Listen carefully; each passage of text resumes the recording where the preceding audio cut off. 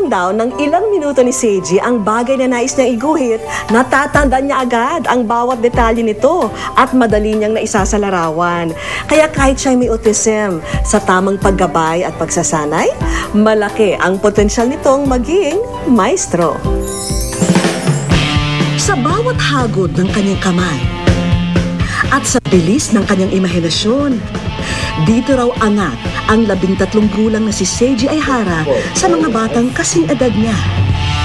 Bunso sa dalawang magkapatid si Seiji.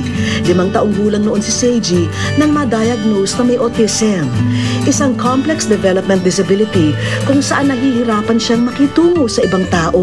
As a mother, isipin mo, ano magiging future ng anak ko? What will happen to them kung wala na kami? Yes, sugar. Dahil dito, hindi naging madali para kay Mami Brenda ang pag-aalaga sa bunso. Dobleng atensyon daw kasi ang kailangan ilaan kay Seiji. I don't know. Maging ang pinapasukang trabaho noon ng ina ay napilitang ihinto para lalong matutukan ng anak. Kay Seiji kasi, yung sa development niya, may mga delay siya na hindi niya kayang i-cope up yung ibang subjects sa regular school. So, yung subjects na hindi niya ma-cope up sa regular school, kinukuha niya sa SPED. Kadalasan, sa edad ni Seiji, nagsisimula na itong tuklasin ang mundo at nag-uumpisa na rin itong makipagkaibigan. Pero sa kaso niya, ang computer ang nagsilbing kasangga. Actually, si Seiji, he is one of the mabait na bata kasi hindi siya yung hyper, hindi siya nananakit. Ngunit sa kabila ng komplikadong daigdig ni Seiji, isang pambihirang swerte naman ang iginuhit sa kanya ng may kapal.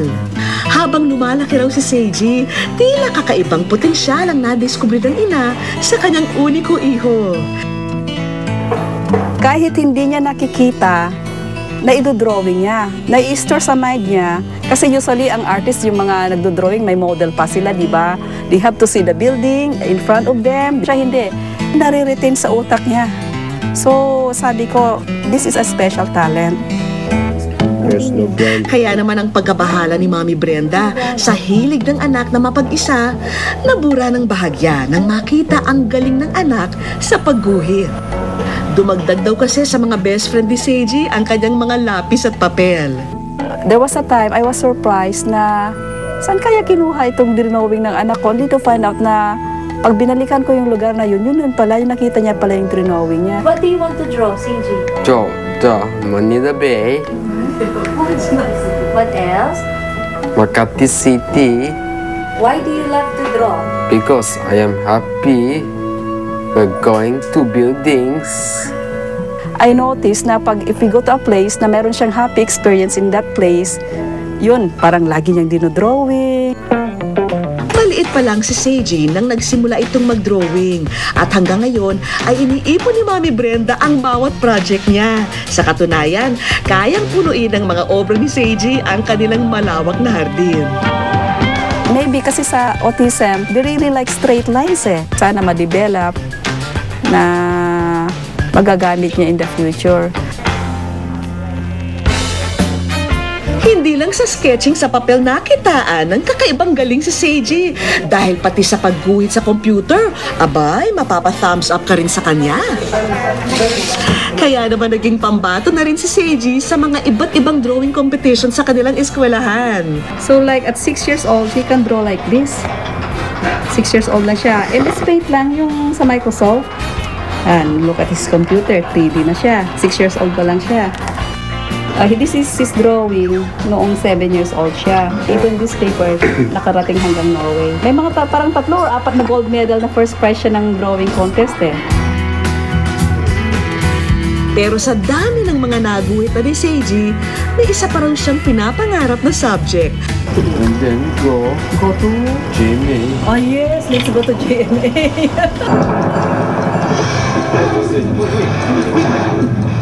Ilang lugar na Certified kapuso na nga ang ating young artist dahil tuwing napapanood ang mga programa sa GMA, kakaibang saya ang gumuguhit sa kanyang mukha. Take two. Iikot na para Every time I watch yung 24 oras ba yan, nakikita palagi ng anak ko yung building. I want to go to that building. I want to go inside. GMA Network Center, Mike Enriquez, Mel Tiangco. And then, why do you want to go to GMA? Because there is son, Pantatay, 24 oras, and this love. Isang educational field trip ng klase ni Seiji ang aming sinamahan ngayong araw. Mukhang enjoy ang mga bagets sa kanilang pamamasyal. Mukhang hindi ata kami mapapansin ni Seiji ngayon ah. Pero masilayon kaya nila ang aming sorpresa.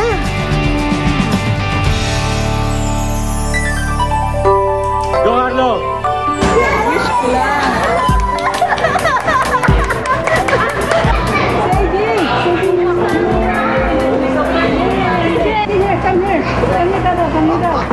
What building do you want to see? GMA Network Center. Oh, salamat. I cannot really express yung happiness ko ngayon even with my special son. Although si Seiji medyo hindi siya masyadong nakaka-comprehend. He's talent naman sa drawing. Yung medyo deficiency niya sa speech na i-express niya sa drawing niya. Maging ang ibang kaklase ni Seiji na-excite na rin para sa kaibigan. Are you happy for Seiji? Kinabukasan, isang hindi malilimutang field trip na rin ang aming inihanda para sa ating bida. Hindi lang basta laruan ang aming sorpresa sa'yo dahil ngayong araw,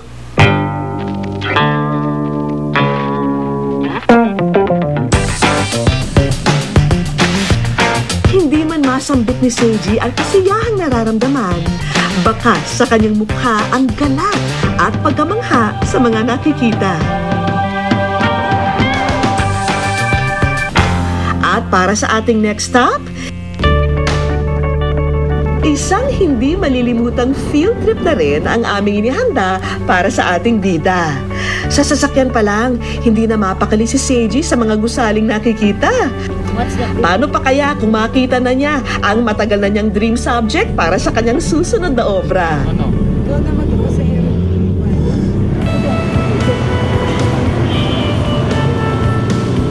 Pagkababa sa compound ng GMA, agad namang tinitigan ni Seiji ang gusali. Maya-maya pa'y Seiji, pansinin mo naman ang aming bisita na mag-iikot sa'yo sa aming gusali.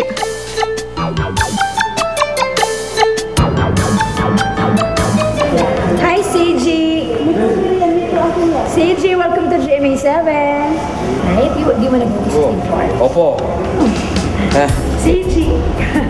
Hello, Bilo. Sa GMA lobby pa lang, mukhang sold na ang ating bida.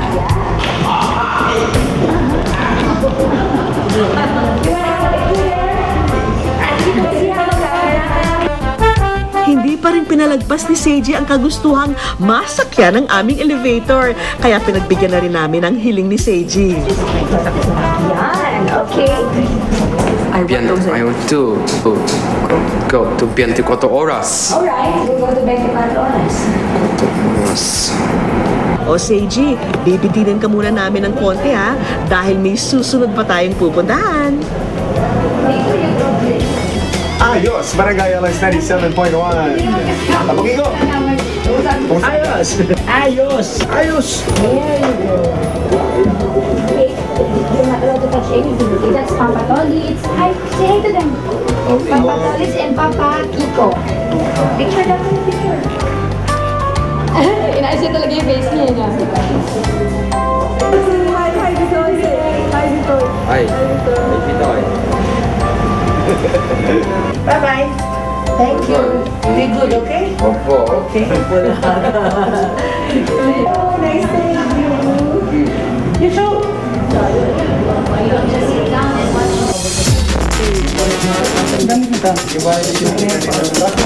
Kasalukuyang may studio taping ang Mel and Joey nung oras na yun, kaya hindi pumayag si Seiji na hindi man lang masilip ang kanyang hinahangaang news anchor na si Miss Mel Tiangco. Pero dahil ongoing pa ang taping, hanggang studio audience lang si Seiji. Sa aming susunod na sorpresa, tiyak na matutuwa na siya. We would like to give you this Cube laptop showcase. I hope you like it. Thank you. Wow. Mas lalo niyang pagbutihin siguro yung kanyang Sketch app, Google Sketch app, at may sarili siyang gamit. And last but definitely not the least naming sorpresa, mapapanood mo na, Seiji, ang live telecast ng paborito mong 24 oras. 4 oras.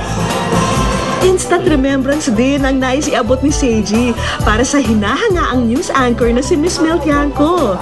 Kaya habang pinapanood ang balita, kasalukuyang iginuguhit niya na rin ang kanyang idol.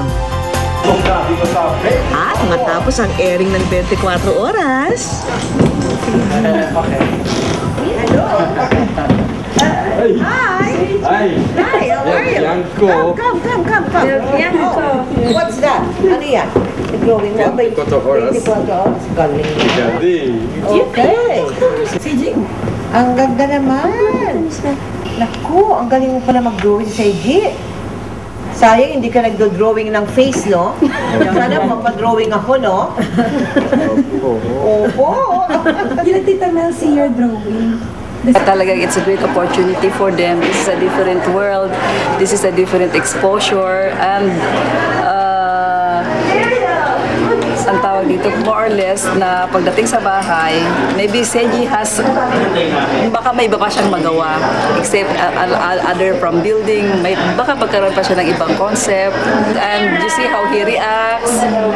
Nag-jump siya pag nag-excite siya. And for us, when we see our child being happy, then we are also happy. isang hindi malilimutang pamamasyal ito para kay Seiji. Kakaibang larawan ang iniwan niya sa amin.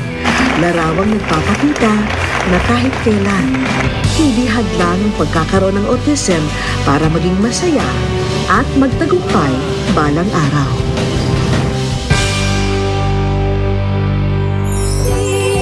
Kung kayo po'y may hiling para sa sarili o sa inyong kapwa, humiham lang at ipadala sa Wish Ko Lang, care of GMA Network Center Incorporated, EDSA Cornetimog Avenue, Diliman, Quezon City. At hanggang sa susunod na Sabado po, ako po si Vicky Morales at ito po ang Wish Ko Lang. May sorpresang naghihintay sa'yo.